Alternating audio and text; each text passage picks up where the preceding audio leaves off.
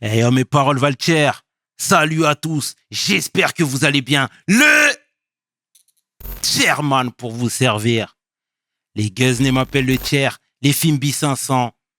Mais les deux sont corrects. Anyway, Sarcel représentant, Sect Abdoulaye évidemment. Bienvenue sur We Hustle, c'est toujours ton émission qui rassemble et motive. Au fil des émissions, nous recevrons différentes personnalités qui viendront s'asseoir à ma table, nous parler de leurs échecs, mais surtout de leurs réussites. Alors Hugo, take a seat, non? C'est pour ceux qui souffrent dans le ghetto, pour les mecs hardcore, pour tous ceux qui mangent pas de porc, pour tous ceux qui dorment dehors, clic. Ça, c'est pour les mecs qui plaisantent pas. Faut pas rigoler avec moi. PDG, let's get it, niggas. We hustle, baby.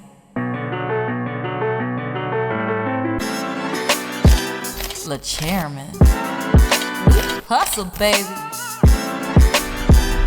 The chairman. Hustle, baby. Le chairman. One Demo One. De retour sur We Hustle. Et aujourd'hui, je suis vraiment fier d'accueillir mon homeboy. Rappeur. Entrepreneur. Homme de cœur. Philanthrope. Et ça, c'est le plus important. Le légendaire Démon One. Take a seat, Ego. Aïe, aïe, aïe. Intouchable, clic pas. Pour tous les mecs qui plaisantent pas. Démon, comment tu vas? Et toi, frérot? Ça va quoi? Ça va, merci. Merci pour l'invite. Merci à toi Merci d'avoir pensé à moi. On est honorés, frère. Ah, merci, frérot. Vraiment, on est honorés. Tu nous as donné beaucoup de force. Ah, Tu continues de nous en donner. Et puis, tu es une belle personne. Donc, forcément, Merci. il fallait qu'on se rencontre. Il fallait qu'on converse. Ah oui. Depuis le temps que je vois tes émissions, c'est à chaque fois, tu usines tout le monde. Tu questionnes tout le monde. Tout le monde passe à la garde à vue. En tout cas, c'est toujours dans l'optique de self. Oui, bien sûr, de savoir et de comprendre. Exactement. Ça, c'est le plus important. Je respecte. C'est le Bien plus sûr. important, Démon. Est-ce que tu peux te présenter, s'il te plaît, pour celles et ceux qui ne te connaissent pas? Pour ceux qui ne me connaissent pas, je m'appelle Démon One. Je fais partie de la Mafia Jafrey et du Intouchable, groupe légendaire du 9-4, formé par MS, LS Montana, Mamad Larmo et Derek Rich. Et moi-même, Démon One. Voilà. Merci pour cette belle présentation, Démon. On va retracer le parcours, on va retracer la petite vie. Mais je crois que déjà, dans Intouchable, il y avait Rudy aussi. Oui, ou de l'homme. Waouh. Tu te rappelles. Ah, mais on fait des J'ai le recherches. mot thème aussi. Exactement. Non, mais en tout cas, ça commence sur les chapeaux de roue. On va converser et on va faire un flashback sur ta jeunesse. Déjà, dans un premier temps, moi, je veux savoir quel genre d'enfant était Hakim. Elle est pertinente, ta question. Ouais. J'étais un enfant, quand j'étais jeune, j'ai travaillé sur les marchés. J'étais un garçon qui voulait s'en sortir. Et aussi très Jaira. Tu vois, j'ai jeté des pierres sur les plus grands de ma cité. J'étais relou. Et en même temps, j'avais une rage de vaincre et une envie de m'en sortir. Et j'étais quelqu'un de très discipliné, assidu, mais en même temps, tu pouvais avoir un mauvais côté démon, Jaira. Mhm. Voilà. Et à l'école, ça se passait comment pour toi? Ben, on va dire que au niveau primaire, j'étais très faible. Après, quand je suis arrivé au collège, au niveau de la 6e et 5e, j'étais bon. Et après, en 4e, dès que j'ai découvert le rap, j'étais moins bon. Et tu vois, je me suis plus mis dans le rap. Donc, j'ai un peu mis de côté, en fait, tout ce qui était scolarité. Par passion, peut-être pour la musique. Et aussi parce que j'aimais et je voulais faire autre chose. Voilà. Et quand j'étais jeune, j'étais déterminé. Je savais qu'en fait, le rap allait être ma vie. Mais tu sais, moi, c'est bizarre ce que je vais te dire, mais quand je t'entendais parler dans les interviews, etc., tu vois, je me disais que Démon, c'est sûr que c'était quelqu'un qui bossait à l'école, c'est sûr. Parce que t'avais toujours des références, parce que d'un point de vue géopolitique, t'étais tout le temps calé, d'un point de vue même communal, t'étais tout le temps pertinent. Moi, là, je vais loin dans le temps, mais même à l'époque du voter pour moi, même si c'était teinté d'ironie, etc., tu donnais des précisions. Tu vois ce que je veux dire? Et on sentait quelqu'un qui avait étudié le terrain. Oui, on va Tu dire que... comprends? En fait, si tu veux, regarde, j'avais des capacités, j'avais un potentiel pour poursuivre des études, mais malheureusement, dans le contexte dans lequel j'étais, j'évoluais à l'époque, c'est-à-dire dans une cité avec des gens comme moi, avec un milieu, voilà, dans un milieu, on va dire défavorisé, qui n'était pas à mon avantage. Eh ben, c'était pas évident de pouvoir poursuivre une scolarité et de pouvoir passer le bac et de tout ce qui s'en suivait. C'est parce que, en fait, on dit que tu dépends à 80% de ton environnement. Moi, j'ai évolué dans la merde, mon frère, dans le ghetto, dans le Bronx, tout. Tu vois, des mecs ghetto, comment te raconter ma vie, c'est difficile. À 16 ans, je dormais dehors, dans les caves. Tu vois, comment tu veux poursuivre une scolarité? À côté de ça, quand je dormais dans les caves, j'allais à l'école, au collège. C'était compliqué, hein, tu vois, j'allais au lycée, euh, euh, et que à côté de ça, je vivais une vie ghetto. Donc, quand tu vis dans la précarité, quand tu vis et quand tu es jeune et que tu rencontres des obstacles, c'est pas facile, c'est pas évident. Je comprends totalement. Et déjà, je respecte ta transparence, hein, Frangin. Et pour rester sur ta jeunesse, etc., moi, je veux que tu me parles un peu de la famille. Comment ça se passait au niveau du foyer, dans le foyer? Il y avait de la musique qui tournait dans le poste, dans la chaîne IFI? Oui, j'ai évolué comme tous les jeunes de mon époque. Ouais. Tu vois, on a grandi avec le team des complètes, Ministère Mère, Aïe. IAM, NTM. Oui, il y avait de la musique. Tu vois, après, moi, la musique que j'écoutais à l'époque, c'était pas la musique que mes parents écoutaient. Tu vois, donc on écoutait dans des postes cassettes, tu vois, dans la chambre. Et oui, j'ai grandi avec le rap. Tu vois, j'ai grandi avec Run DMC, Public Enemy. Tu vois, Mhm. j'ai grandi avec Grand Master Flash, avec Afrika Bambaataa. J'ai grandi en fait dans le rap américain pur et dur. Après Wu-Tang Clan, tu vois, les trucs durs, tu vois, bien sûr. J'ai toujours été un passionné de rap. Moi, à la base, je fais du rap par passion, tu vois. Il n'y a pas de entertainment, il n'y a pas d'industrie, je m'en fous de ça. Tu vois, j'ai toujours rappé en vérité par passion et par conviction. Et je dis ce que je pense et je kiffe cette musique. Et c'est un truc, même des fois, voilà, même je suis posé dans ma chambre, tu me mets un instru, ben, je rappe tout seul. C'est la passion. Et les parents mettaient des morceaux du bled, de la musique du bled, de l'Algérie en l'occurrence? Oui, Ouais. oui, c'est plus des trucs de Chaoui, tu vois, des trucs, des musiques. Mes parents, c'est des anciens, tu vois, ils écoutaient plus c'est des musiques traditionnelles. Mhm. Parce que Tu tu vois, sais, là, tu sais, tu me dis ça, mais tu sais, quand j'étais jeune, je devais avoir 12 ans, 13 ans, et j'ai mis du Cheb Khaled chez moi. Tu vois, du Cheb Khaled, et c'était le morceau de Didi.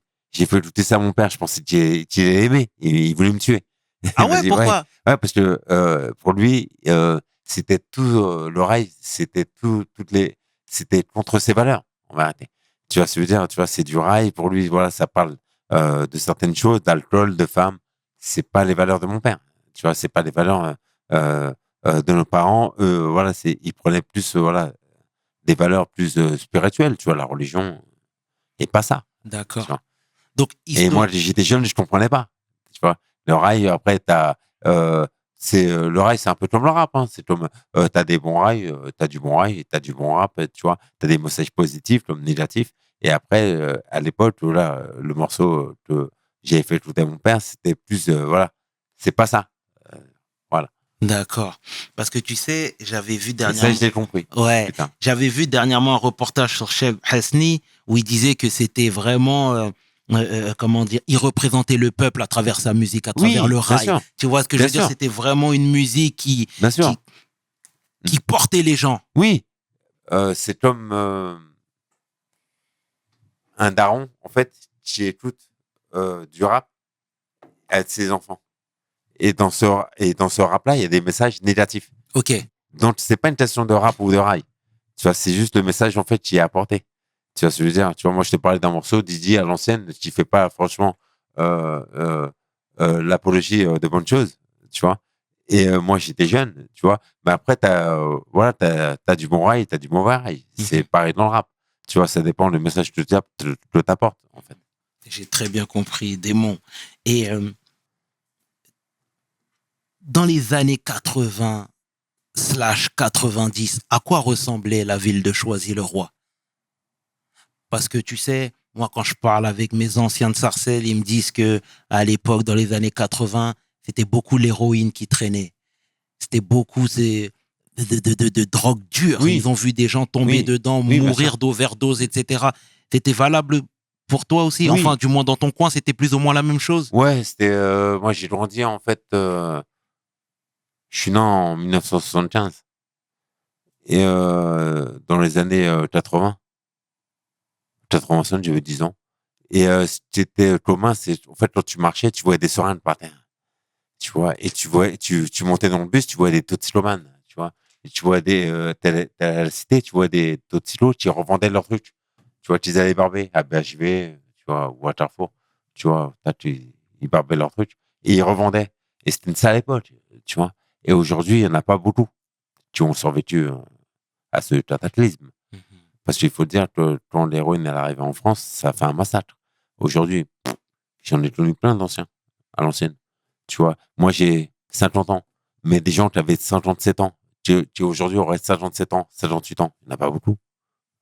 Ils ont tous succombé à cette époque, à l'héroïne, à l'arrivée en fait en France de substances nocives et qui les a décimées. Ça a décimé toute une génération.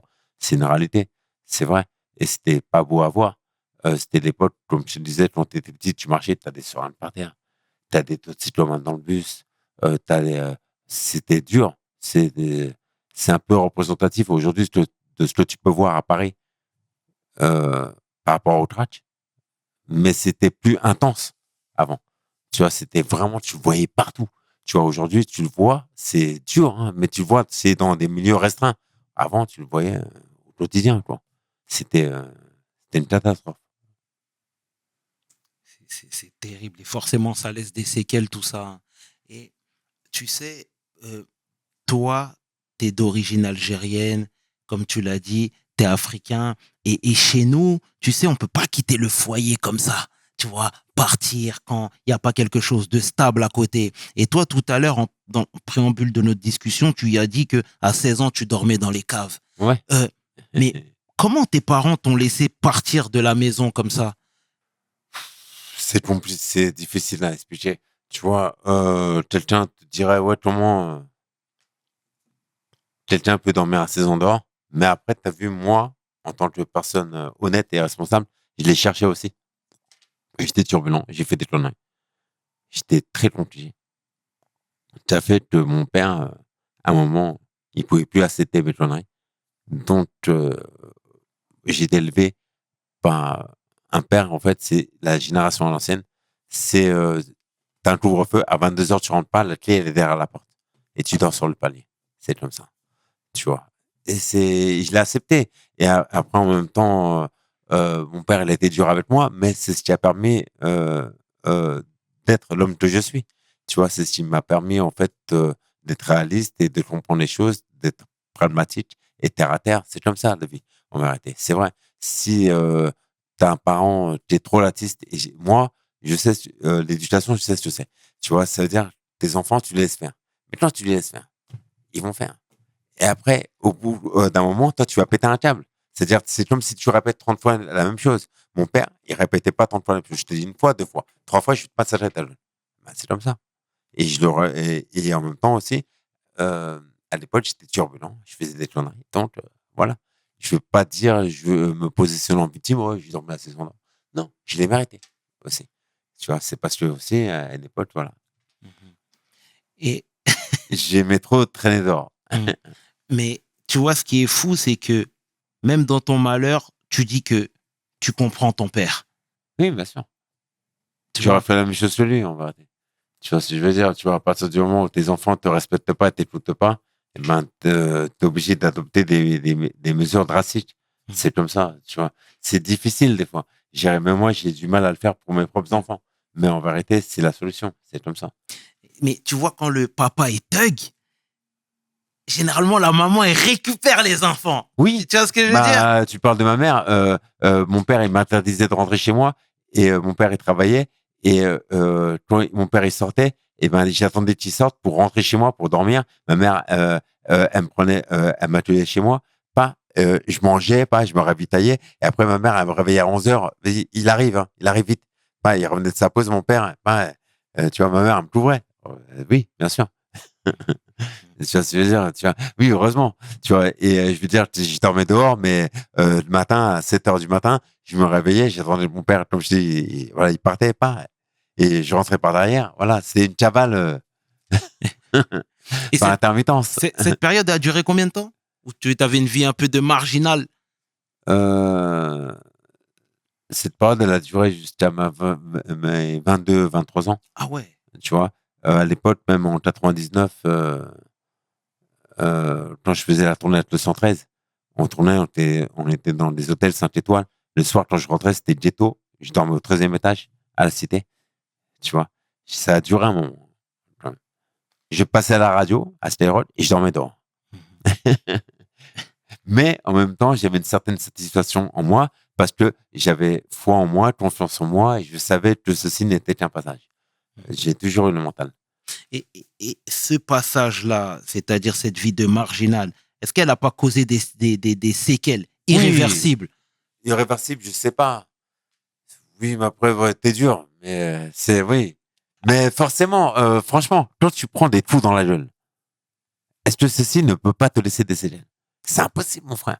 Tu viens, tu prends des patates dans la gueule, t'es secoué, mais c'est impossible. À un moment, c'est sûr que tu auras même si toi, tu veux pas le reconnaître. Même si toi, tu dis non, je suis fort, j'ai le mental, oui, mais non. Mais à un moment, cela ressurgira sur toi. Et c'est très juste hein, ce que tu dis. Et moi, Regarde de tous les anciens boxeurs, les mecs comme Matt Tyson, comme Mohamed Ali, ils ont pris des coups dans leur gueule. Après, le mec, il a Alzheimer, il a je sais pas quoi, des Parkinson. Mais c'est normal, mon frère. T'as pris des coups dans la gueule. C'est pareil. C'est une métaphore. Mais c'est la même chose. Plus tu prends, plus t'encaisses, c'est plus ceci te laissera des séquelles. C'est irrémédiable. C'est pas irréversible, c'est irrémédiable.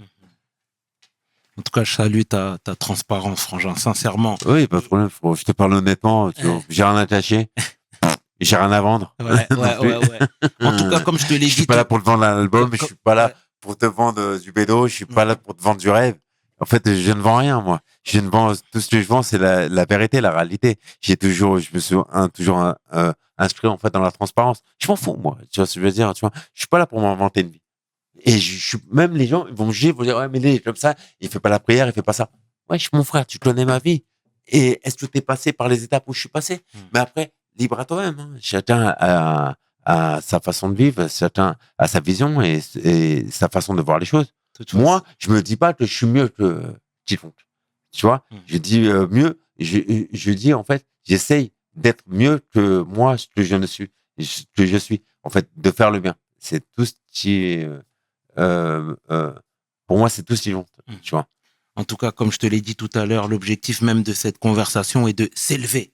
Tu vois, on a beaucoup à apprendre de toi, de ton CV, et avec humilité. C'est avec humilité. On a beaucoup à apprendre des autres, on a plus à apprendre de soi-même.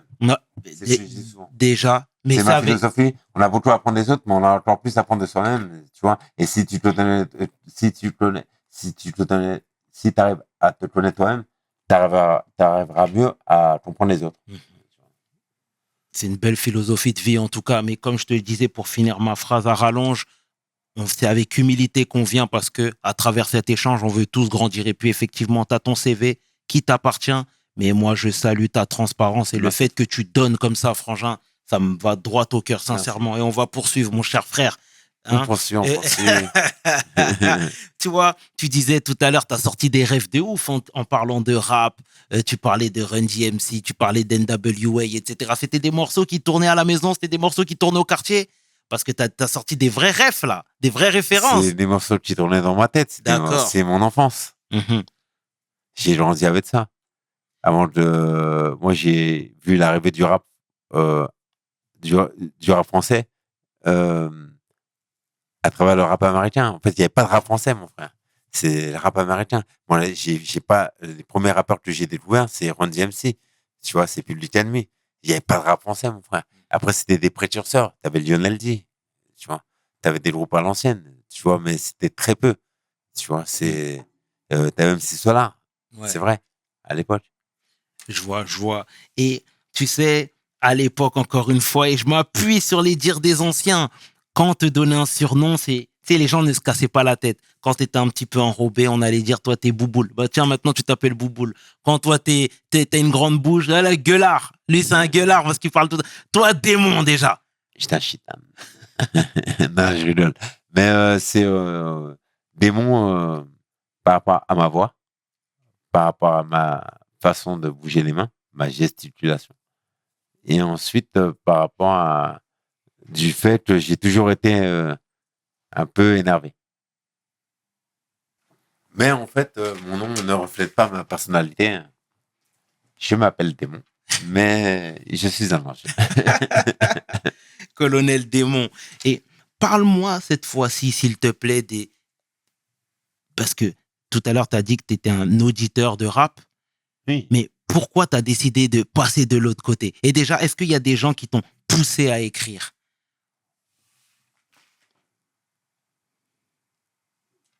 Personne m'a vraiment poussé à écrire. En fait, mon obsession de vouloir rapper vient du fait que je ne supporte pas l'injustice et que pour moi, le rap était un moyen d'expression de pouvoir faire ressentir mon opinion. Et parce que aussi, il y a une chose que je n'aimais pas, en fait, depuis mon enfance, c'est du fait que tu sois un noir ou un arabe, eh ben, t'es mis en marge de la société et qu'on considère que, en fait, tu n'as pas une opinion. Parce que t'es noir ou un arabe, en fait, t'as pas le droit d'émettre une opinion. Et si tu émets une opinion, on va te dire, bah, si t'es pas content, bah, rentre dans ton pays. Et ben, en fait, c'est comme si, en gros, tu n'étais pas français. Et c'est tout ce que je ressentais au fond de moi. Je disais, mais comment ça? Ça veut dire quoi? Ça veut dire que parce que je suis comme ça ou d'origine étrangère ou parce que on ressent chez moi une différence que ceci fait que j'ai pas le droit de m'exprimer. Donc, on n'est pas humanisé, on n'a rien, on n'a pas d'opinion, on n'a pas d'idée. Et ça, c'est ce que j'ai toujours détesté. Et après, ce que j'ai toujours haï, c'est l'injustice. En fait, c'est ce que chez nous on dit la radla, c'est-à-dire que tu profites du faible et que euh, euh, dans ce pays-là, en France, moi j'ai grandi dans une cité où j'ai vu comment tu peux être exclu du système parce que tu as un Renoir, tu as un Rebeu ou tu as un Chinois ou pas, et que à partir de là, tu n'as pas de diplôme, c'est-à-dire tu es Renoir, tu n'as pas de diplôme, tu viens d'une cité, tu n'as pas d'oseille. Euh, Franchement, en étant honnête, un blanc, sans avoir toutes ces contraintes, il trouve direct un taf. Pour moi, le matin, je me levais, je vais à Paris, tout ça, tout ça. Je suis très populaire, j'aime bien en fait le côté ghetto. Je m'en fous, je vais partout. Je peux me lever à 5 heures du matin, je prends le métro, je prends le train. Je vois que des robes et des Renois qui se lèvent et qui vont nettoyer toutes les merdes, tout ça, tout ça, qui ouvrent les entreprises. Et après, je vois à 8 heures, 9 heures du matin que des gens bien habillés, tout ça, tout ça, qui sont, on va dire, hein, blancs et qui ouvrent les bureaux. Ça veut dire que, en fait, en gros, il y a une certaine forme d'injustice. Tu vois, si je veux dire, tu vois, et que les portes ne sont pas ouvertes pour tout le monde. Tu vas en Angleterre, mon frère, t'as un Renoir ou un Rebeu, t'es déterminé, t'as envie, tu trouves un taf dans un restaurant, t'es serveur, 6 mois après, t'es chef d'équipe. En France, c'est pas de perspective d'évolution pour les gens comme nous, ce que j'ai toujours euh, pas aimé, voilà. Et je le dis ouvertement. Après, je veux me mettre à dos beaucoup de fachos, mais les fachos m'aiment bien. Ils adorent. Ça, des fois, j'ai bien envoyé des petits tocs, tu vois, en stage, je fais des vidéos. Alors, les fachos, ça va? Ah, alors, vous avez vu, au Niger, vous êtes fait bien fait, vous êtes fait chasser là-bas. Et au Burkina Faso, oh, c'est dur pour vous, au Mali, en ce moment. Et parce que c'est vrai, parce que c'est la politique française de colonisation, tout ça, de prendre les gens, en fait, pour des esclaves et de prendre les gens, en fait, de bas. Et je déteste ça. Tu vois ce que je veux dire? Tu vois, j'ai vu la misère, tu vois, j'ai vécu, comme je te disais, tout à l'heure, je dormais dehors, mais quand je dormais dehors, j'ai vu comment aussi le système pouvait s'abattre sur toi et être, et par rapport à ton origine, te descendre, tu vas en prison. D'accord. T'as payé. C'est un exemple, hein, je peux te donner. Tu vas en prison. T'as fait une erreur. Tu payes ta dette à la société. Mais on te retire ta dignité. Pas parce que t'as fait une connerie, parce que t'es un noir, t'es un arabe. Tu vois ce que je veux dire? Tu vois, c'est la vérité. Hein. Tu vois ce que je veux dire? Et aujourd'hui, me dire que en France, non, c'est bon. C'est facile de trouver un travail. Oui, un travail de merde. Tu vois ce que je veux dire? Voilà, même dans le cinéma, il y a combien de noirs, mon frère? Il y a combien de rebeux, mon frère? C'est toi, tu prends un Omar Sy, un Jamel Debbouze, oui. Tu prends 2-3 Renoir. Le seul Renoir que je respecte, moi, dans le cinéma, c'est Jean-Pascal Zedi. Lui, c'est un bon. Lui, c'est un tueur, tout ça, tout. Quand je l'ai connu dans sa jeunesse, tout ça. Tac. Le mec, il avait une caméra à 300 €. Il m'a dit, je vais leur faire montrer tous les mecs de cité pour réussir. Oui, des mecs comme ça, je les respecte. Tu vois ce que je veux dire? Tu vois, c'est des bons. Non, mais en tout cas, Moi, je te dis tout franchement. non, mais c'est ton histoire. Et puis, en tout cas, j'ai bien compris que tu as pris le stylo déjà dans un premier temps pour dénoncer. Voilà. Et ça, c'est tout à ton honneur. Donc, avec tes potes, tu as formé Intouchable déjà. Voilà. Qui a eu l'idée? Moi et Mansa. C'est un ami à moi qui s'appelait MS, qui a formé, on a formé l'Intouchable. Et ça partait d'une bonne intention. On voulait, à l'époque, c'était très à la mode de monter un groupe.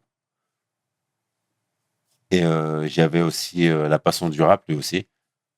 On a monté l'Intouchable. On voulait un nom qui sonne par rapport à ce que nous, en fait, à l'époque, nos valeurs. On était dans le tête intouchable. Et moi, je veux que tu me parles de tes premiers retours. Comment les gens ont perçu, parce que vous êtes de Choisy-le-Roi, de Jacques Cartier, vous avez représenté, etc. Vous aviez eu l'appui du quartier même? Très tôt? On l'a toujours eu. Ou pas? Ok. On l'a toujours eu. En fait, je viens d'un quartier où c'est chez moi, c'est mon quartier, tu vois. On l'a toujours eu. Je sais pas comment t'expliquer. En fait, à partir du moment, tu sais, quand on a commencé le truc, en fait, j'ai toujours... mais c'est chez moi. C'est... avec mon quartier, j'ai toujours eu une espèce d'affinité particulière.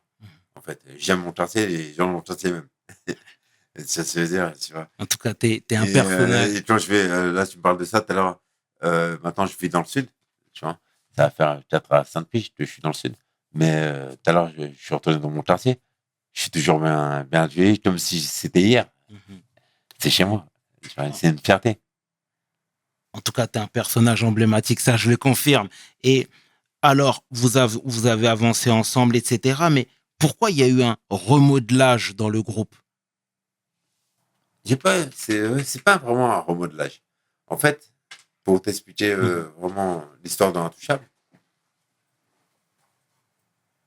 ça, c'est moi et MS, comment ça, qui avons décidé de monter un groupe, Intouchable.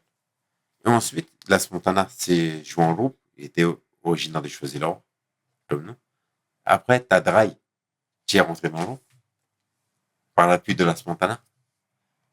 Et après, t'as Mamad Larmou, qui est rentré dans le groupe, pareil, par l'appui de Las Montana. C'est plus que d'être un groupe, c'était une famille. Tu vois, à l'époque aussi, il y avait un jeune qui s'appelait Chimbatou, Larmou, qui était très proche de nous. Et lui aussi, il allait rentrer dans l'Intouchable. En fait, Intouchable, c'est une histoire de potes. Tu vois, c'est un peu comme en fait un fruit. Avant d'être des rappeurs, on est des potes. C'est comme si tous les jours on est ensemble et on forme un groupe. Avant de former un groupe musical, on forme un groupe de potes. Donc, on était ensemble, tu vois. Mamad, en fait, était pas prédestiné à rentrer dans l'Intouchable. C'est parce que il était, à l'époque, en fait, c'est le cousin de Las Montana. Ils se sont revus en prison. Ils se connaissaient depuis tout petit. Et ensuite, quand Las Montana il est sorti de prison, il a dit, il y a Mamad qui arrive et c'est la famille. Et il est rentré, en fait, logiquement. Tu vois ce que je veux dire? Tu vois, il n'y a pas eu de, je sais pas, tu vois ce que je veux dire? C'est normal, en fait. Tu sais, à l'époque, on était comme une famille. C'est plus un groupe. Tu vois, c'est plus fort. Tu vois ce que je veux dire? Il n'y a pas de truc. Et ça s'est fait spontanément. En fait, il est là, vas-y, c'est bon. Et dans le groupe. Et tous les jours, il traîne avec nous. C'est la famille. Il est dans Intouchable. Voilà. C'est comme ça que ça s'est passé. Je te jure, c'est vrai, c'est un truc de ouf. Tu vois, on n'a pas dit, tiens, comme une élection, tiens, tu vois. Non, c'est pas comme ça. Tu vois ce que je veux dire? Tu vois, tout à l'heure, tu me parlais de Hoodlum, Rudy. Au début, il était intouchable aussi, pareil. Mhm. Et après, t'as vu, lui, voilà, il était plus dans l'intouchable parce que ses situations, après, il était plus dans le groupe. Tu vois ce que je veux dire? Tu vois, je sais pas comment dire. Tu vois ce que je veux dire? Tu vois, c'est ça. Mhm. Tu vois. Et le gros nord. Gros, non, non. Waouh, je voulais t'en parler tout à l'heure, mais tu me sors, t'es trop fort. Oui, bah, lui aussi, pareil, il était dans le groupe intouchable, aussi au Mhm. début. C'est la même chose. Tu vois ce que je veux dire? Tu vois, tu me parles du gros nord, on peut parler de Yezi Lespro. Ouais. Tu vois ce que je veux dire? Tu vois, de Motem aussi. Tout à l'heure. C'est pareil. On a commencé, on était 500, mon frère. Tu vois ce que je veux dire? Tu vois, pour se retrouver à 5 après. Tu vois ce que je veux dire? Et, Tu vois. et comment vous vous êtes connecté avec Ideal J, avec Kerry, entre autres? Parce que tout à l'heure, tu disais que tu n'avais que des refs américaines, mais là, en l'occurrence, juste à côté de chez toi, tu vois des frères qui ont sensiblement ton âge, eh ben, se frayer un chemin. Tu vois, très tôt, vous auriez pu les prendre en rivalité, en réalité, Mm. tout en sachant que vous ne veniez pas de la même ville. Et on sait que ça peut créer des tensions très tôt. Oui, on venait pas de la même ville, mais de villes voisines. Et Thierry, pour nous, bah ça a toujours été une référence. Tu me parles de Thierry. Moi, quand j'ai connu Thierry, c'était à l'époque de Rapline. Tu vois, il passait sur M6. Tu vois. À cette époque-là, je ne le connaissais pas. Et à cette époque-là, Mansa, euh, à qui j'ai formé l'intouchable, il m'a dit viens, on va le voir. C'était à 2 pas. Tu vois, moi, je suis déjà quartier. On est parti le voir au collège Robert. C'était au collège Desnos. Ok. Il allait au collège Desnos. Et lui, il habitait Cité Talmet. Il m'a dit t'inquiète pas, je le connais. On est parti le voir. Et la première fois que j'ai rencontré Thierry, je devais avoir 15 ans, 16 ans. Lui, il devait avoir 13, 14 ans. Je lui ai rappelé un couplet. Il m'a dit comment tu fais pour faire des tests comme ça? Voilà. La première chose qu'il m'a dit. Il m'a dit comment tu fais pour faire des choses comme ça? Et après, on est devenus amis. Et à l'époque, on a formé ce qu'on appelle l'Union, qui est devenu après la Manfred Afrique. C'est Thierry, en fait, c'est une rencontre que j'ai faite, c'est spécial. Tu vois, voilà, c'est fait spontanément et ce mec-là, ce que j'ai toujours respecté et aimé chez lui, c'est sa façon d'être, sa franchise, son honnêteté. C'est un bon. C'est le meilleur de la Manfred Afrique. C'est vrai. C'est le plus humble, c'est le meilleur. C'est c'est il s'emporte jamais, il s'énerve jamais. Il a toujours été juste et voilà. En tout cas, il appréciera ses paroles pleines d'amour. En tout cas, on l'embrasse fraternellement, le frère. Ah oui, Beaucoup c'est d'amour direct. et d'estime pour lui, sincèrement. Et tu vois, ce qui est fou, c'est que, tu sais, quand t'es jeune, t'es rempli parfois d'orgueil, etc. Et là, t'es en train de nous dire que, modestement, t'es parti le voir parce que il passait à la télé, parce qu'il avait plus J'étais d'exposition moi, que lui. si, je vais pas te mentir, je vais te honnête à toi, si je rappe, il m'a beaucoup influencé. Tu vois ce que je veux dire, tu vois, où là, il m'a influencé, j'étais jeune, lui, il passait à la télé, et moi, j'habitais le quartier d'en face, et lui, il m'a permis de faire comprendre une chose, c'est que tout est accessible. Tu vois ce que je veux dire, tu vois. Il m'a permis de faire comprendre que si lui, il peut y parvenir, réussir, moi aussi, je peux le faire. Tu vois ce que je veux dire, tu vois. Et ça m'a aidé. Et après, je me suis toujours inspiré de lui parce que c'est un bon dans sa façon de rapper, dans sa façon de poser, dans sa façon de penser, tu vois. Et c'est Thierry, Et, tu vois. C'est un exemple. Tu vois ce que je veux dire. Après, moi, je suis pas lui et lui n'est pas moi. Tu vois ce que je veux dire. Lui, il a pas sa personnalité. Moi, je suis comme je suis. Tu vois ce que je veux dire. Tu vois. Mais c'est quelqu'un d'influent, que si tu le prends en source d'inspiration, ça peut beaucoup t'apporter. et franchement, tu sais, moi, chez toi, il y a quelque chose que j'admire, hein, clairement, c'est ta générosité. Je m'explique, tu sais. Hein? Euh, Moi, en mars 2008, euh, je t'avais vu parce que Kerry faisait une session d'écoute pour son album À l'ombre du show business. Oui, Tu je m'en vois, souviens. toi, t'es pas dans l'album. T'es venu assister à tout le show. Euh, Tu prenais des photos avec le public. On avait même pris une photo ensemble à Oui. l'époque, etc. Et j'ai dit, t'es pas dans l'album? T'as dit non, mais c'est mon frère. Alors je serai là jusqu'à la mort Oui. pour lui. Et ça, c'était des paroles que tu m'avais tenues.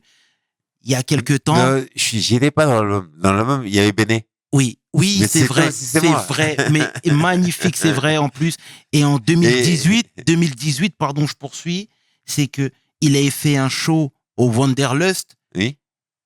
T'es parti au Wanderlust et ça se voyait que Ah Kerry, oui. tu l'avais pas vu depuis longtemps. Oui. Ouais, Mais t'as vu effectivement. qu'il faisait un show là-bas, tu t'es précipité pour aller lui donner du love. Et en fait, cette générosité-là, elle a souligné parce que, Ouais, mais Thierry, c'est tu mon vois, frère. Il y a mais, pas de problème. mais ça, c'est beau, ça, parce que tu vois, à travers les années, à travers le parcours de vie de chacun, etc., tu sais, parfois, les chemins se... Thierry, c'est de sincère. Et ça fait plaisir d'entendre ces paroles. Mais moi, je tenais à te le rappeler, en Hein. tout cas. Je tenais à te le rappeler, mon frère, parce que c'est très beau ce que tu fais et ce que tu as fait, là, en l'occurrence. Donc, j'ai avancé. Tu vois, tu me parles de ça, bon, autant en parler maintenant.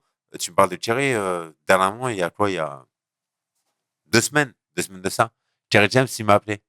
Il m'a appelé pour tourner dans son film, dans les attentes. Tu vois. J'ai tourné, voilà, je te le dis en exclu, j'ai tourné dans son film. Et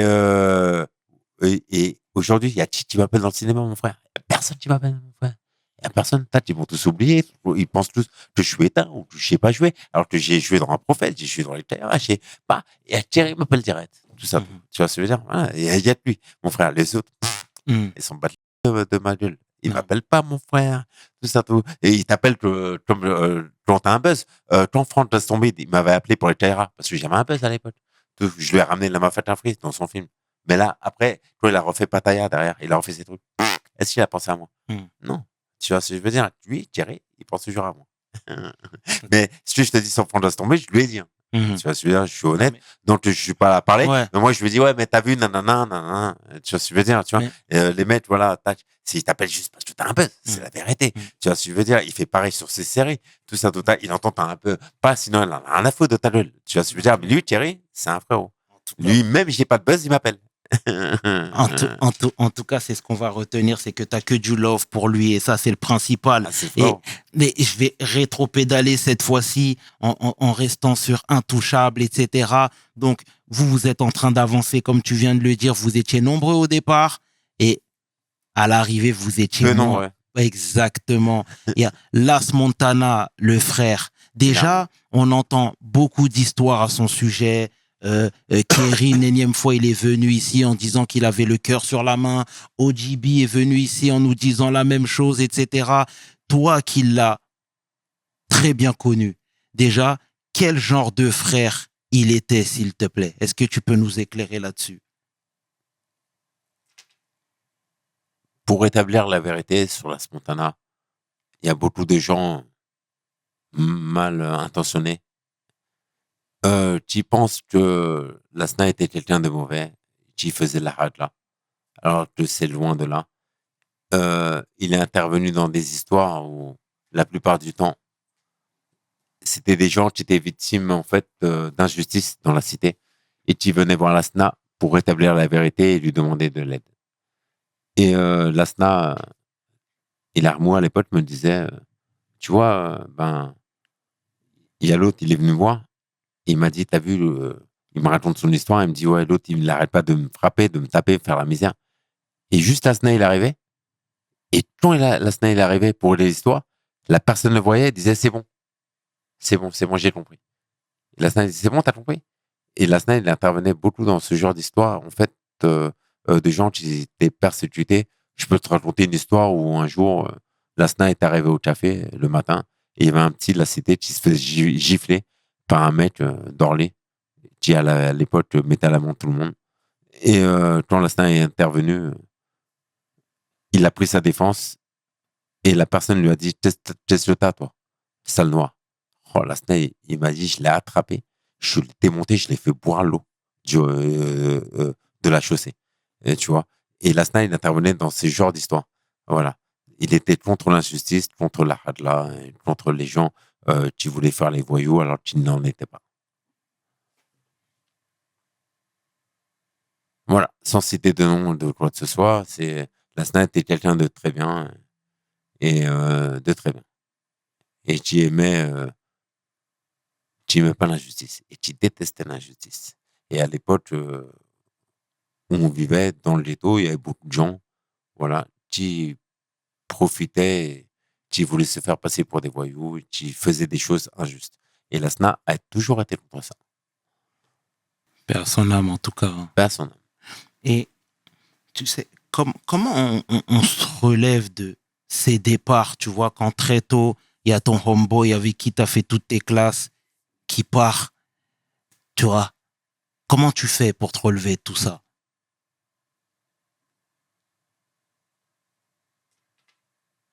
C'est jamais évident, c'est jamais facile. Tu t'en remets jamais.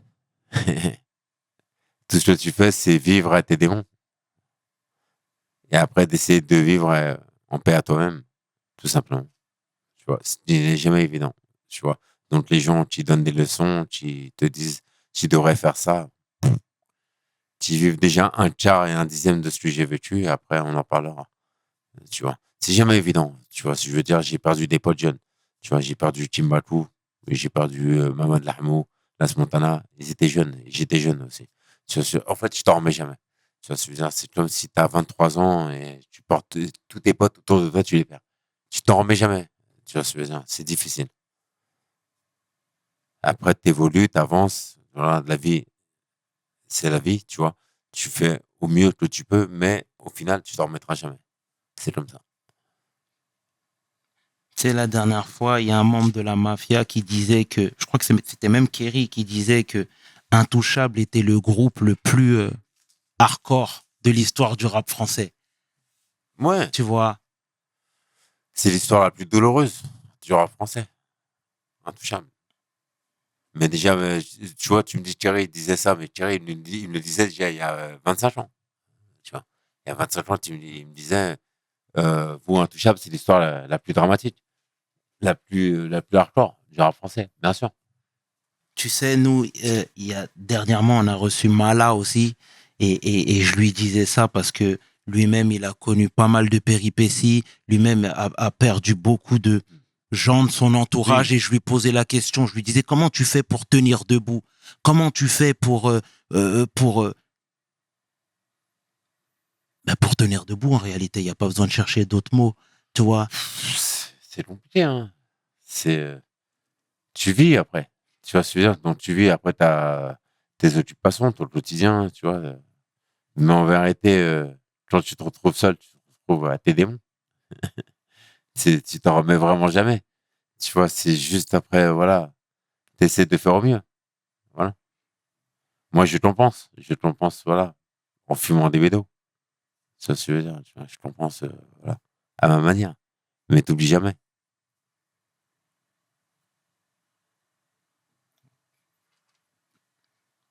Qui repose en paix, en tout cas, frère. Mm.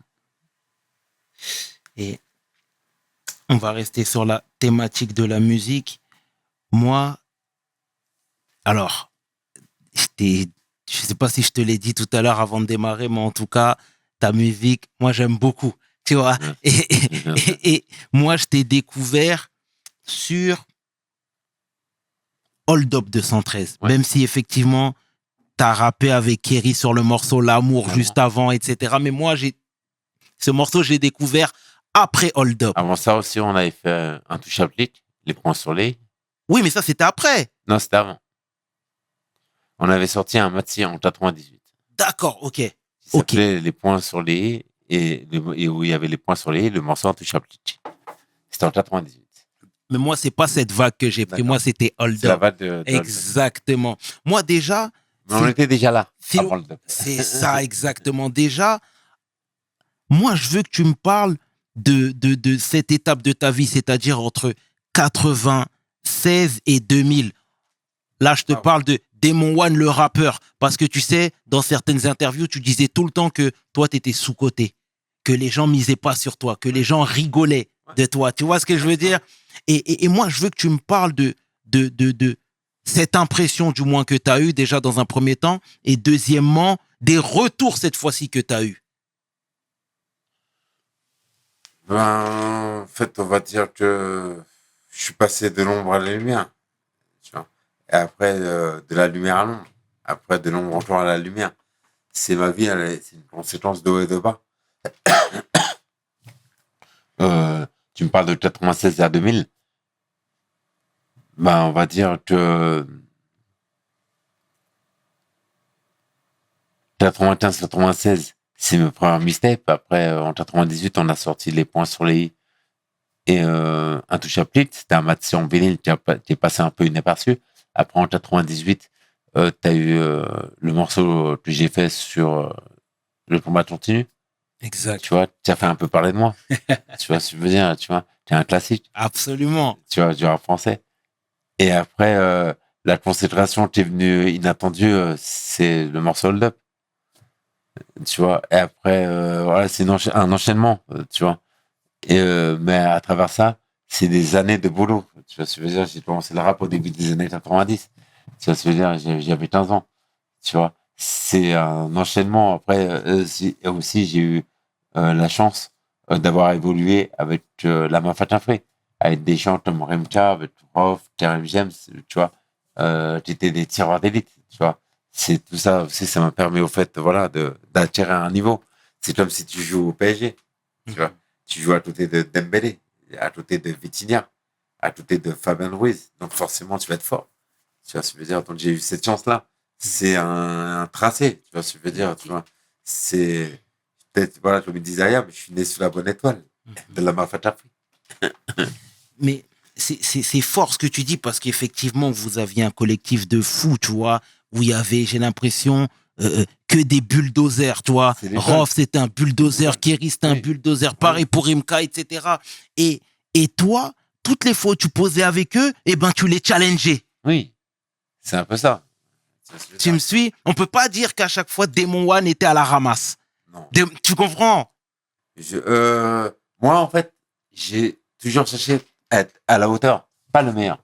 Je cherche pas à être le meilleur. Mais déjà, si t'es à la hauteur, c'est énorme. Tu vois ce que je veux dire? Tu vois, ça a toujours été notre mentalité au sein de l'Intouchable. Déjà, t'es à la hauteur, mon frère. C'est important. Cherche pas à être le meilleur. Tu vois? Après, c'est pas à toi de dire si tu es le meilleur ou pas. Déjà, c'est aux gens de dire si t'es le meilleur. Tu vois, mais déjà, si t'es à la hauteur, c'est beaucoup. Tu vois? En tout cas, tu étais à la hauteur. Moi, je peux te le dire. Colonel Démon. Je pense avoir été à la hauteur. Et j'ai pas rappé pour m'afficher. Tu vois ce que je veux dire, tu vois, sinon, je n'aurais pas. Si c'est pour m'afficher, j'aurais pas rappé. Ouais. Tu vois, c'est. Ouais, bah oui. C'est comme si tu fais du foot et tu sais pas jouer au foot, mon frère. Et tu vois, comme tu l'as dit, voilà Idéal J, gros classique. T'as rappé sur l'album de Rof, Manimal même. Oui. Tu vois, oui. sur le Claude de l'honneur. Exactement. Bijou d'ailleurs, l'album. Et moi, je veux savoir cette fois-ci le retour de l'industrie. Parce que tout à l'heure, tu disais que tu étais sous-coté, mais tu as posé sur des albums classiques. Donc, est-ce que cette fois-ci, on t'a un peu plus pris au sérieux? Ouais.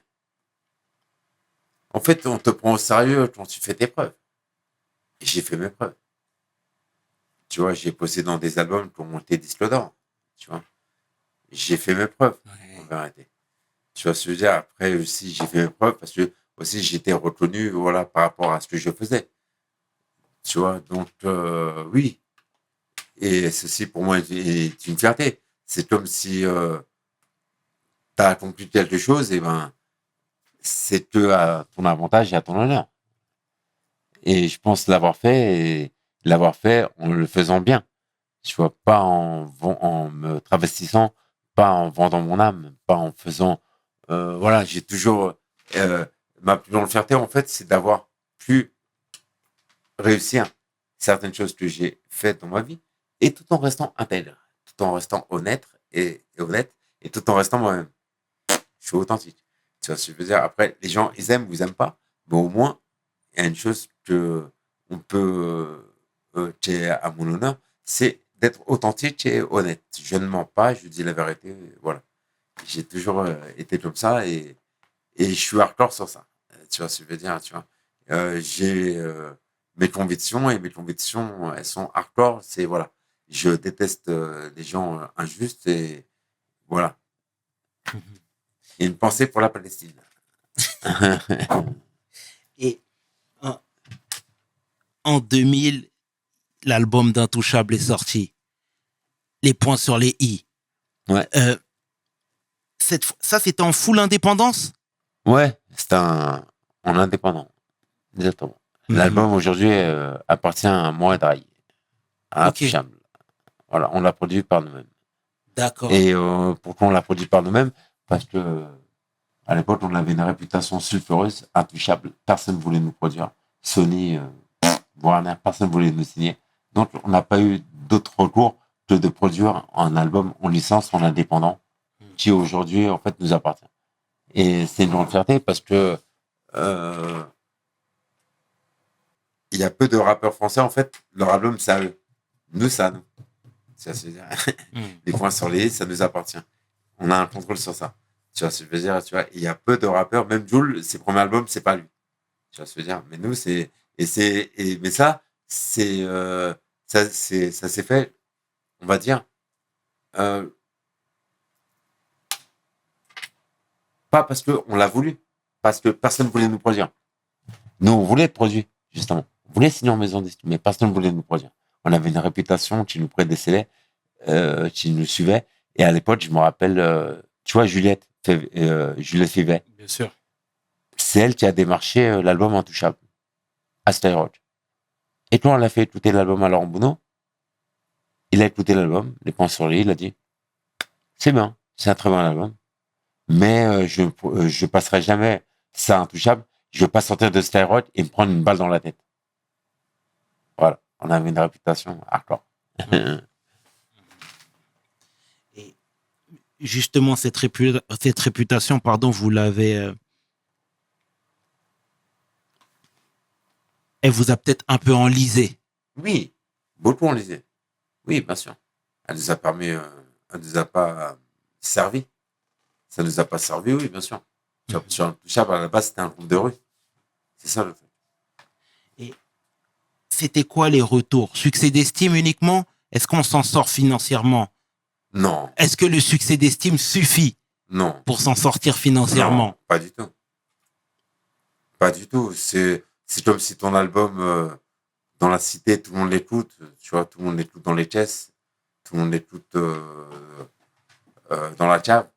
Mais ton album, il tourne pas à la radio. Tu vois. C'est-à-dire que les gens de rue, ils vont te reconnaître. Tu vois. Un succès d'estime, mais c'est beau aussi. Hein. Tu vois ce que je veux dire, tu vois. Je suis pas contre un succès d'estime. Tu vois ce que je veux dire, tu vois. Pour moi, à la base, quand j'ai commencé à faire du rap, je pensais pas que je pouvais faire de l'oseille. Je l'ai fait par passion. Tu vois. Donc, pour moi, prendre de l'argent dans le rap est une chose, c'est bien. Mais avant tout, les choses, tu les fais par passion. Déjà, si des gens écoutent ta musique, t'es content. À cette époque-là, tu es toujours à Jacques Cartier? Ouais. Je suis resté longtemps. Donc, les projets s'enchaînent avec la mafia, les albums, etc. Comment on se sent financièrement? Parce qu'il y a eu des succès aussi. Oui. Financièrement, ça allait pour toi? Ouais, mais... comment te dire?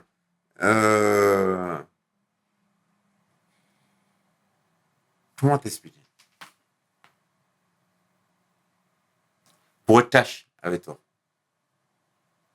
Prof, il a vendu des 200 000, 400 000 exemplaires. 113. Ils ont vendu des 600 000, 700 000 exemplaires. Moi, je suis intouchable. On a vendu des 45 000 exemplaires. J'ai fait sur mes albums, même en solo, j'ai fait des 50 000 exemplaires. J'ai pas fait des thunes de ouf, tu vois. Mais j'ai fait des thunes qui m'ont permis de vivre. Et même, tu prends Rof, tu vois, même si j'aurais vendu ce que Rof il vend, aujourd'hui, j'aurais pu être plus bas en tant que lui. Parce que même quand tu prends l'argent, tu payes des impôts. Tu vois ce que je veux dire, tu vois. C'est pas aussi simple que ça, en vérité. Tu vois ce que je veux dire, tu vois, je me mets à mon niveau à moi, même si je me mettrais au niveau des maîtres de la Mafate Free. Mon frère, c'est pas, on n'a pas vendu des 3 millions, je sais pas comment te dire. Tu vois ce que je veux dire, c'est du rap. On n'est pas des artistes de variété. Et même sur ce que t'as pris, après, voilà, après tant d'années, après quand tu payes, voilà, des charges, tu payes, t'as des enfants, c'est pas, après, moi, je parle pas pour les autres, moi, je parle pour moi. Le rap, moi, ça m'a plus apporté que rapporté, mon frère. Ça m'a apporté, oui, ça m'a apporté de comment m'exprimer, ça m'a apporté plein de choses. Oui. Mais rapporter, mon frère, c'est pas, c'est pas être le rap, voilà. En tout cas, c'est pas le genre de rap que moi j'ai fait que tu vas prendre des millions.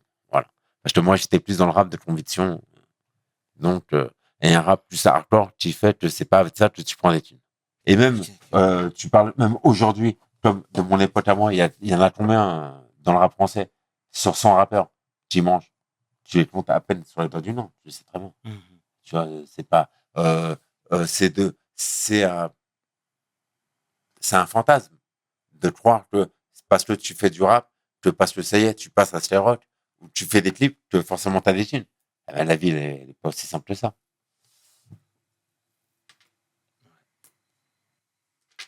Merci déjà pour ces précisions, hein. Et comme je te l'ai dit tout à l'heure, je salue ta franchise et ta transparence. Oui.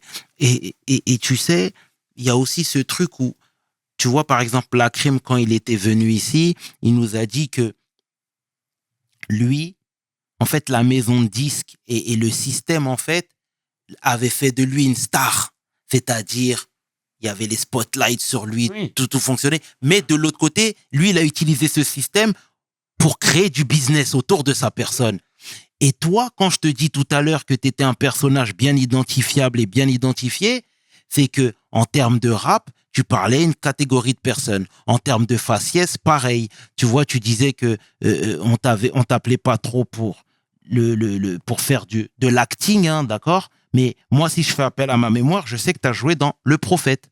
Oui. Je sais qu'on t'a appelé, c'est-à-dire tu ne laisses pas les gens insensibles. Est-ce que toi, de l'autre côté, tu n'aurais pas pu développer d'autres business parallèles?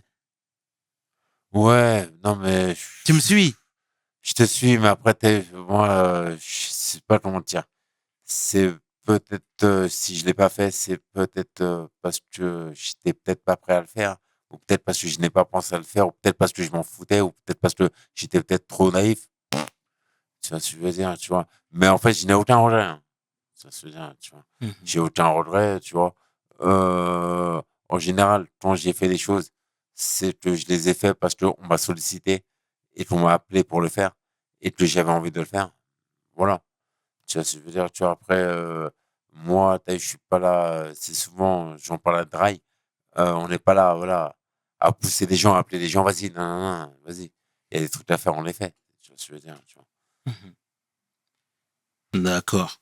Et pourtant, Démon a eu des beaux succès, hein. La gagne, il y a eu pas mal de choses. Je t'ai dit, t'as pas laissé les gens indifférents, hein. Ouais, ouais. C'est une fierté, bien sûr. Tu vois. T'as oublié, j'étais Lomé.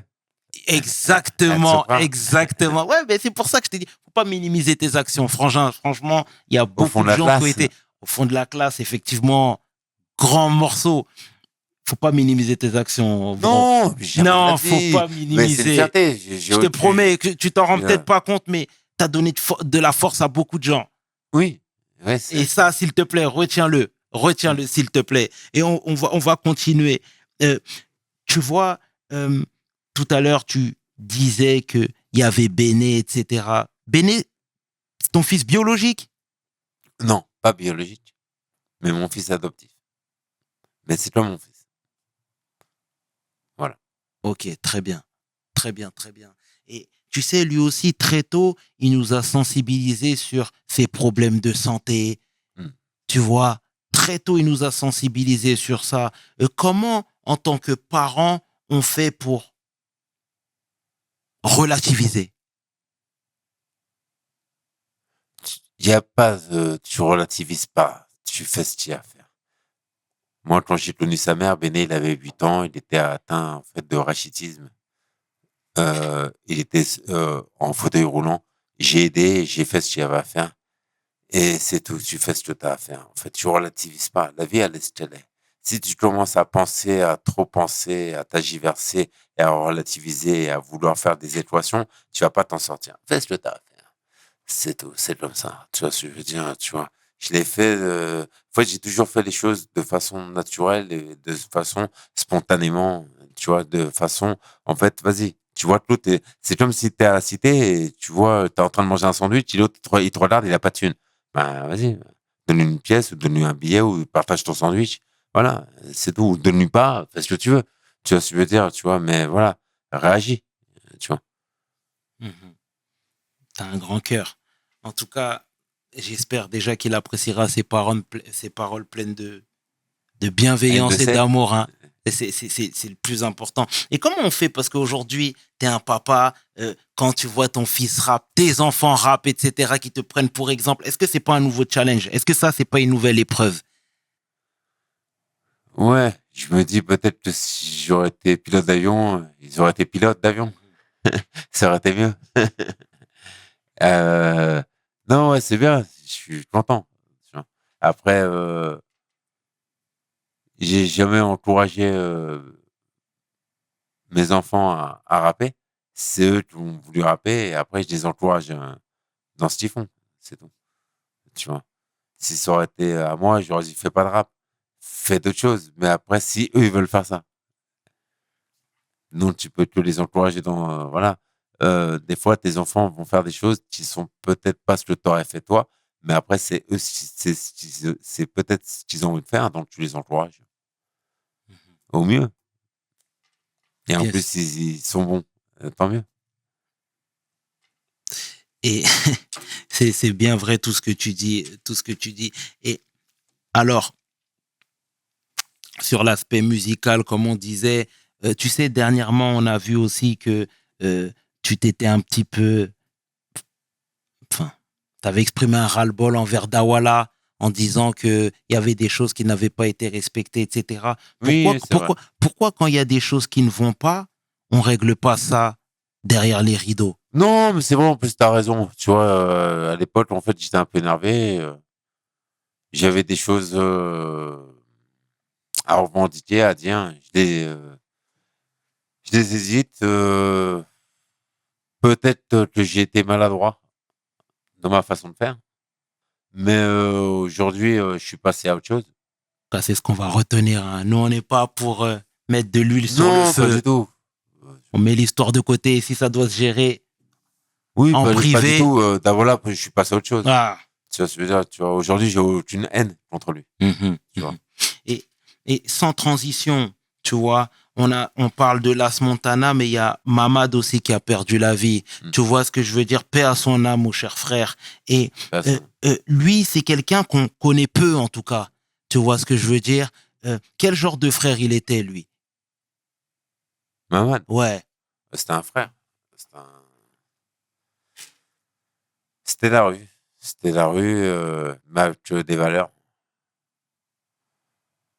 C'était un bon. C'est tout ce que je peux dire. C'était un bon, c'était un frère. Son décès m'a fait beaucoup de peine. D'ailleurs, quand il est décédé, une semaine après, son frère Bassirou est décédé aussi de chagrin. Ça m'a fait beaucoup de peine. Et, Leurs parents ont perdu 2 enfants hmm. sur une semaine d'intervalle. Quand ils l'ont enterré au Mali, il y a une source d'eau qui est sortie. Tu vois, j'ai demandé ce que ça veut dire. On m'a dit, en fait, ils voulaient pas partir. Tu vois, quand ils l'ont posé, en fait, il y a de l'eau qui est sortie. Tu vois, quand ils ont posé son cercueil, ils voulaient pas partir. Et ça m'a fait beaucoup de peine. Ça m'a fait beaucoup de peine parce que c'était Mamad, c'était vraiment quelqu'un de bon, de bon, et qui a vécu dans la dureté de la vie du 20e, tu vois, de Paname et de la banlieue. Ça m'a fait beaucoup de peine, en tout cas, son décès. Et tu sais, frérot, on vient des mêmes endroits et parfois, quand on n'est pas bien, on garde tout ça en nous. Ouais, mais c'est mieux de garder tout pour soi que d'en parler. Tu vois ce que je veux dire, tu vois. Pourquoi, moi, tu sais, j'ai jamais parlé, en fait, de ça. Et je ne veux pas parler de ça. J'ai pas envie même de même m'épancher sur ça. Tu vois ce que je veux dire, tu vois. Mm, Après, on peut en parler dans un cercle privé, tu vois. Mais mm, j'en ai jamais parlé ouvertement. Et non, mm. tu vois, pas, peut-être par pudeur, tu vois. Et parce que, voilà, j'ai pas envie d'en parler. Parce que c'est difficile d'en parler. Je sais pas, tu vois, t'as grandi à des gens et ces gens-là, voilà, ils sont morts. Est-ce que tu as envie forcément de t'épancher sur ça et d'en parler dans les médias? Non, j'ai pas envie d'en Après, parler. C'est personnel. Tu vois ce que je veux dire? C'est moi, l'histoire que j'ai vécue avec eux, c'est personnel. Tu vois ce que je veux dire? Tu vois? Et j'en ai jamais parlé.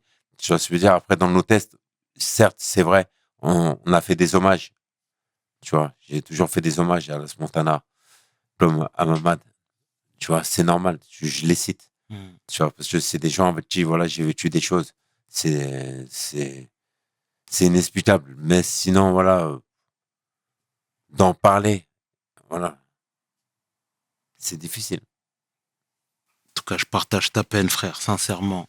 Et, et tu sais, dernièrement, moi, j'ai vu une capsule de toi où tu disais que tu étais malade, que tu as été Ouais, malade, oui, que tu as eu un cancer. ouais, c'est ça. Déjà, est-ce que tu peux nous en dire plus, s'il te plaît? C'est vrai, il y a un an de ça, j'ai été victime d'un cancer. J'ai géré en faisant 4 opérations. Ils m'ont fait ce qu'on appelle un curage de ganglion. Au début, ils m'ont dit que c'est très compliqué pour toi, tu es en stade 4 avancé, il te reste plus beaucoup de temps, c'est ce qu'ils m'ont dit les médecins. Ils m'ont dit on va tenter des opérations sur toi, mais c'est pas sûr. J'ai vécu un enfer, je dormais plus. Je pouvais pas m'allonger. Dès que je m'allongeais, tout ça, tout ça, j'avais une douleur atroce. Je restais debout, donc quand je restais debout, je dormais avec la fatigue. Je tombais par terre. J'ai vécu un supplice. Et ce qui m'a permis de m'en sortir, en fait, ce sont les opérations, les soins, aussi le mental. Et j'avais un mental de ouf de guerrier. J'ai géré. Et après, je suis passé au TEP scan. Ils m'ont dit la maladie est sortie de vous, vous êtes en rémission, vous n'avez plus rien, c'est inexplicable. Je sais pas. Tu vois ce que je veux dire? Tu vois, c'est comme ça. J'ai tout, en fait, dans ma vie, j'ai combattu la faim. J'ai combattu le froid. J'ai combattu la maladie. J'ai combattu la haine. J'ai combattu la jalousie. J'ai tout combattu. Tu vois ce que je veux dire? Et par la grâce subhanallah d'Allah, de Dieu, j'ai toujours, en fait, réussi à m'en sortir. Je sais pas comment. C'est comme ça, c'est, voilà. Je m'accroche à, je m'accroche à la vie, sachant que cette vie n'est qu'éphémère, en plus. Ça veut dire que le plus important, en fait, c'est de s'en remettre à Dieu et de demander grâce et pardon à Allah tous les jours de cette vie que tu peux faire. Et ce qui m'a permis de m'en sortir, en fait, c'est mon pote Alassane. J'ai un pote à moi qui s'appelle Alassane. Il m'a dit, au début, quand j'ai eu mon cancer, il m'a dit, écoute, c'est simple. Il m'a dit, écoute pas ce que les gens disent, écoute que les médecins. Chaque cas est différent. Regarde pas les avis de Google ou je sais pas quoi. Juste fais ce que te disent les médecins et, et, et surtout, voilà, euh, voilà, prends les traitements qu'ils te disent, tout ça, total, et chaque cas est différent. Voilà. Et je m'en suis sorti. Comme ça, être le mental d'un maître de jet quartier de la cité, tu vois, et pas penser tous les jours à ma maladie, et tu vois. Et voilà, j'ai fait, et en même temps, j'étais traité à Marseille, sonné à Marseille, Ok. tu vois, ce que je veux dire, donc j'étais bien là-bas à Marseille. Bah, j'avais plein de poteaux, ils me ramenaient des chorbas, mon frère, ils me ramenaient du pédo, je fumais du pédo à l'hôpital, mon frère, pas. J'avais des chorbas, du tous, pas. Et mon frère, en 6 mois, j'ai géré. Ok. Tu vois. Ah Voilà. ouais. En tout cas, je l'ignorais. Hein? Je savais pas. Je l'ai rendu public, je voulais pas Ouais. le rendre public, tout ça, tout ça, mais après, je me suis dit, vas-y, je m'en fous. D'accord. Tu vois ce que je veux dire? Donc là, officiellement guéri. Oui, officiellement géré, D'accord. officiellement en bonne santé, officiellement, il y a un an, mon frère, ils ont dit que j'allais mourir, stade 4 avancé, ils m'ont dit qu'il fallait venir plus tôt. Tu vois, j'ai fait curage de ganglion, j'ai fait, je sais pas quoi, des opérations, mon frère. Pas, et c'était compliqué. En plus, moi, je suis un gros fumeur, je fumais à l'hôpital. Et un infirmier, il vient me voir, il me dit, t'arrêtes de fumer ou je vais t'envoyer la sécu. Je dis, tu vas envoyer personne, mon frère. Envoie ta grand-mère, envoie ta maman. Je vais rester poli. Hmm. Je dis, pas, tu vois ce que je veux dire, tu vois. Voilà, mais malgré ça, voilà, malgré mes addictions à la fume, malgré mon mode de vie, j'ai survécu. C'est le mental. C'était pas ton heure. Non, c'était pas mon heure. En fait, c'était pas encore mon heure. D'accord, d'accord, d'accord. Respect à toi en tout cas. Et avant de te laisser partir, je suis obligé de te parler de l'Algérie un petit peu. Ah, D'accord? C'est quoi ta relation avec ce beau pays? c'est mon pays. Ah, c'est mon pays. Je suis algérien. Mes parents sont d'origine algérienne. C'est un pays qui a beaucoup souffert, qui, pour avoir son indépendance, a mené une guerre contre une puissance impérialiste. C'est mon pays. Je kiffe ce pays. Et ce que je sais, c'est que les Américains, les États-Unis, Israël, la France, les Anglais préparent une guerre contre ce pays-là. Ils veulent envahir ce pays, ils veulent prendre leurs ressources gazières. Ils veulent, c'est Kadhafi qui disait que la Syrie va tomber, l'Afghanistan va tomber, la Tunisie va tomber, l'Égypte va tomber et l'Algérie sera soumise au sionisme. C'est ce que j'ai peur pour mon pays. Qu'elle soit soumise au sionisme. Voilà. Mais en tout cas, d'un point de vue géopolitique, c'est bien parce que tu es très au fait de ce qui se passe dans le monde.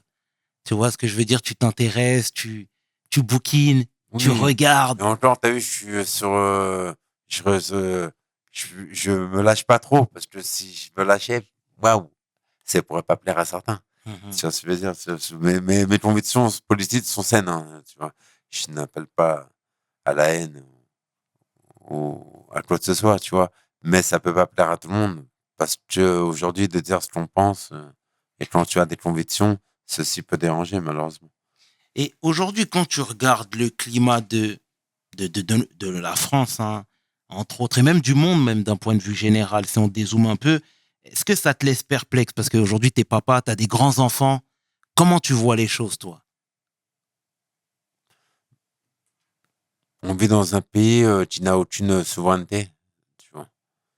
On vit dans un pays où, dernièrement, tu avais le dîner du CRIF, où tu as des ministres français, comme le Premier ministre Bayrou, qui se fait engueuler par les gens du CRIF par rapport à la politique, par exemple, par rapport au fait que Macron reconnaît l'État palestinien, donc ils se font tirer les oreilles, tu vois.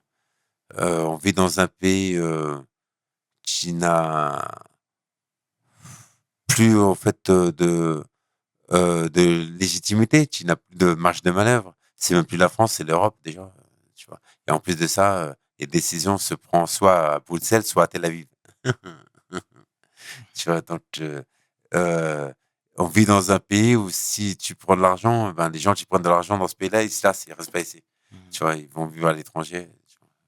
Et après, je les comprends. Tu vois, c'est un pays en fait qui est là, on est 6e puissance mondiale. Dans 10 ans, on va passer 20e puissance mondiale, mon frère. L'Inde, même le Brésil, ils vont passer devant la France. Oui, c'est dur, hein, c'est devenu dur. Tu vois, après, c'est un peu dommage, mais après, c'est le choix de nos dirigeants qui ont fait que ce pays-là, voilà, est devenu un peu décadent, qu'il n'y a plus de travail parce qu'on a tout délocalisé à l'étranger, parce que aussi en France, tout est taxé. Si tu vas pas te faire taxer, gratter par l'État, c'est des gens qui vont venir te raqueter, donc les gens, ils se barrent. Ils ont raison. Et, et tu sais, on avait reçu David Guiraud ici, Ah, où on d'accord. parlait de Oui, géopolitique, j'ai vu, etc. d'ailleurs. Voilà, J'ai vu exact. David. Et tu vois, on parlait de la fuite des cerveaux vers l'étranger. Oui, Parce oui. qu'aujourd'hui, les jeunes diplômés pensent à partir. Oui, Tu bah, vois ce que je veux dire? bah oui. Toi, tu mettrais les barrières si jamais tes enfants te disaient qu'ils voudraient tester une expérience à l'étranger, par exemple? Si mes enfants ils veulent aller à l'étranger, Exactement. je les encouragerais. Tu vois, quand c'est en 2021, quand je suis parti refaire mes dents en Turquie, j'étais à l'aéroport d'Istanbul et j'ai croisé des jeunes, tu vois, c'est des jeunes français. Et ils m'ont reconnu. Ils m'ont dit, ah, ça va, Démon, ça va, tu vas bien, tout ça, tout. Je parle avec eux et je leur dis, hein, ah, vous venez faire quoi à Istanbul? Ils m'ont dit, non, Démon, t'es sérieux? C'est juste un transit ici. On va à Dubaï. Il n'y a rien ici à Istanbul. Tu vois. Donc, ouais, je comprends. Tu vois, ils viennent, ils vont à Dubaï parce qu'il y a des opportunités, tu vois. Donc, oui, je comprends, bien sûr. Et ils ont raison. Tu vois, en France, tu as travaillé pour quoi? Tu as 20 ans, tu vas travailler. Déjà, si tu as 30 ans en France, tu travailles pour 1800, t'es maçon ou t'es je sais pas quoi. C'est un truc de ouf, mon frère. Waouh! T'as 30 piges pour travailler, pour gagner 1008. Eux, c'est des jeunes, mon frère. Ils vont travailler à l'étranger, mon frère. Ils vont faire des 2003, 2005. Vas-y, bien sûr. Ils ont raison. Et même plus, ils vont faire. Tu vois ce que je veux dire? Tu vois, mais même plus que le salaire, c'est le cadre de vie. Tu vois ce que je veux dire? Tu vois, tu fais, tu vas être mieux, mon frère. Bien sûr. Mais toi, aujourd'hui, tu as un bon cadre de vie dans le sud de la France. Ouais, après, oui, ça va. Ça change du 9-4. Tu vois ce que je veux dire? C'est vrai. Tu vois, ça change de Paris. Tu vois. Mais ça reste la France. C'est cher. Et aujourd'hui, typiquement, ta journée ressemble à quoi, toi? Les enfants, s'occuper des enfants, faire à manger aux enfants, s'occuper de madame qui est atteinte d'un cancer. Le quotidien. Le quotidien, et après, j'écoute de la musique. Je vais à la plage. Je me divertis. Je vis positivement. En ayant connu le malheur, la dureté, donc si je peux profiter en bien, je le fais. En tout cas, pour finir, franchement, Frangin, merci parce que malgré cette vie tumultueuse, hein, malgré tout ce que tu as enduré, tous ces dramas, tu essayes constamment de positiver. Tu vois, là, tu viens de nous le dire au détour de la conversation que même madame était atteinte d'un cancer, mais malgré tout, tu essayes quand même de voir le verre à moitié plein. J'ai l'impression, tu essayes de de distiller des conseils, de positiver, comme je viens de te le dire. Et moi, je trouve ça grand. C'est, tu veux faire quoi? Tu vois, tu veux t'apitoyer sur ton sort, pleurer, dire, oh là, c'est dur. Vas-y, mon frère. C'est comme ça. Tu vois ce que je veux dire? Tu vois, si tu es croyant, Dieu éprouve les gens par la maladie et par les épreuves. S'il t'aime pas, il va te donner de l'argent, il va te mettre super bien parce que, en fait, tu seras bien ici, mais dans Hijla, dans l'au-delà, tu n'auras rien. Et moi, je suis croyant. Je sais que, en fait, c'est dans cette dunya, en fait, que tu éprouves le plus. Et Dieu, il va t'éprouver parce que comme ça, tu auras moins à payer en haut. C'est mieux. Tu vois, je préfère payer ici que payer en haut. Bah oui, je préfère payer ici, largement. Tu vois ce que je veux dire? Et Dieu m'a fait beaucoup payer ici. Mais je préfère. C'est mieux. Tu vois, parce que en haut, c'est plus dur. Le châtiment sera plus fort. Tu vois, d'être payé, je préfère payer ici. Ce sera le mot de la fin, mon cher frère. Okay, Démon. En tout cas, au nom de toute l'équipe de We Hustle, on te remercie pour ce partage, merci pour ce respect, pour ce love et ça nous fait du bien de converser avec toi. Merci de nous avoir élevés, en tout cas, intellectuellement. Et c'est ce genre de discours qu'on aime faire, qu'on aime entendre et qu'on aime partager au monde, frère. Donc, merci avec beaucoup d'humilité que je te le dis, sincèrement. Pour tous les Jazaouis. Et ouais, j'aurais dû te dire de faire un petit couplet de Rabzouz. Moi, c'est un couplet que j'aime beaucoup. Freestyle Rabzouz, mets ta blouse, prépare le mouton, prépare ton douce de Marocco, garde ton auto avec ma tête arabe. Je passe sur les barrages et les douanes. Mon frère s'appelle Halim et je côtoie tous des moussins et des radouanes. Je suis genre de... Tu préfères les merguez aux saucisses à Montagine à 6 de Marrakech ou bien Tunis. Je viens de l'Algérie, là on trouve les belles moustaches. C'est l'arabe des bougnoules, m'a fait la fouillère. Ton pisse, Colonel Démon, merci pour le love, frangin. C'était le tiers et 500. Tu peux inverser, les deux sont corrects. Avec mon homeboy, le légendaire Démon One. Démon One. Pour We Hustle, mes paroles valent tiers. Peace. We hustle, baby.